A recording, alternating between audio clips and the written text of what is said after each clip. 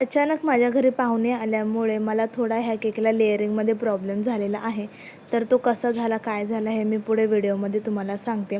तर मला इथे 1.5 केजीचा हा केक बनवायचा होता. नॉर्मल चॉकलेट फ्लेवर होता आणि एका मुलीसाठी हा केक होता. सो मी कलरमध्ये कॉम्बिनेशन केलं आणि हा केक माझ्या पहिल्या केकमधलाच कस्टमरने सिलेक्ट केलेला होता. सो सेकंड टाईम मी हा सेम केक बनवत आहे. आणि ॲक्च्युली झालं काय की अचानक माझ्या घरी पाहुणे आल्यामुळे मी केक करतच होते आणि थोडा फिनिशिंगला प्रॉब्लेम झाला त्यांच्याकडे लक्ष देता देता. सो तुम्ही इथे बघू शकता की खालून थोडासा प्रॉब्लेम झालेला होता, बट तो मी नंतर नीट केला. असं जास्त काहीच दिसत नाही आणि डेकोरेशनने मी ते कवरसुद्धा केलं. तर तुम्ही बघू शकता इथे हा केक खरंच खूप सुंदर दिसत आहे आणि हा केक मला स्वतः घेऊन जायचा होता बड्डे गर्लच्या घरी.